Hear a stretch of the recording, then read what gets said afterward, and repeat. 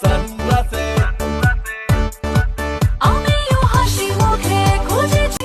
So hey guys, this is me Neelpadma. Welcome back to Neel's world. আজকের ব্লগটা বিকেল থেকেই শুরু করলাম। হালকা মেঘলা থাকার কারণে বিকেলের ওয়েদারটা আজকে বেশ সুন্দর লাগছিল। সেই জন্য অনেকদিন ধরেই ভাবছিলাম নেটফ্লিক্সে একটা হরর মুভি দেখব। আজকের দিনটা তো সেটার জন্য একদম পারফেক্ট। এই মুভিটার নাম ছিল এলাই।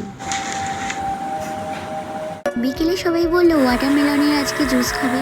যেই ভাবা সেই কাজ। আমি যেহেতু খুব ভালো বানাতে পারি তাই বলা মাত্রই আমি বানিয়ে ফেললাম। কিছুক্ষণ ফ্রিজে রেখে ঠান্ডা করে খেলে তো আরো দারুণ লাগে। এদিকে টুইঙ্কেল বাবু তো ঘুম থেকে বিকেল বেলা উঠে পড়েছে, আর উঠে পড়েই দেখো না ওর সাথে এখন খেলতে হবে। কিন্তু আজকের বিকেলের এই সুন্দর ওয়েদারটা কি আর মিস করা যায়? তাই রেডি হয়ে বেরিয়ে পড়লাম একটু ঘুরতে। রাস্তা শুধু আমাদেরকে গন্তব্যে পৌঁছায় না, রাস্তায় থাকে কিছু কাহিনীর গল্প। আকাশটা আজকে গোলাপি রঙের চাদরে ঢাকা। মনে হচ্ছে রং তুলে দিয়ে গোলাপি রং ফুল আর আকাশের মধ্যে ছড়িয়ে দেওয়া হয়েছে। যারা কবিতা লিখতে ভালোবাসো তারা ঘন্টার পর ঘন্টা এই জায়গায় এসে বসে আলাদাই এক শান্তি খুঁজে পাবে, এবং অনেক ভাষাও খুঁজে পাবে কবিতা।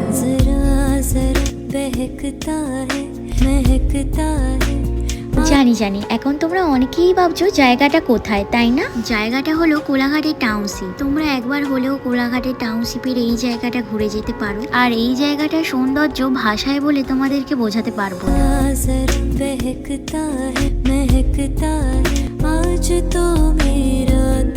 এত সুন্দর একটা জায়গার লোকেশন দিয়ে দিলাম, আর দেরি না করে চটাপট ঘুরতে চলে এসো এখানে। দেন চলে এলাম পার্কে একটু বসতে। এদিকে চিপস খাওয়ার সময় দেখি হালকা হালকা বৃষ্টি পড়ছে, আর এই জায়গাটা থেকে তো আমার যেতে একদমই ইচ্ছা করছিল না, তাই এখানে বসে একটু চাউমিনও খেয়ে নিলাম। দেন আমার কাছে তো এতগুলো কিউট কিউট বাচ্চা এসেছিল। এদিকে বাবা আর মেয়ের চোখ দুটো তো সেম টু সেম একই দেখতে। দেন আর একটু বসে থাকার পর চলে এলাম বাড়ি এসে আগেই ফ্রেশ হতে শুরু করে দিলাম। আর এই টোনারটা তো ভীষণই ভালো, তোমরাও পারলে ইউজ করতে পারো। পিলগ্রিমের টোনার নাইকাতে পেয়ে যাবে। আর রাতের ডিনারে মা কত কিছু বানিয়েছে দেখো। এত কিছু তো আমি খেতেই পারবো না, বাইরের বাচ্চাগুলোকে খেতে দেওয়া হবে, তাই তাদের খাবার রেডি করে রাখলাম। আমরা এখানে লুডো খেলি, আর তোমরা মিনি ব্লগটা লাইক করে দিও। আজকের মতন তবে আসি, আবার দেখা হবে কাল। সবাই খুব ভালো থেকো, টাটা।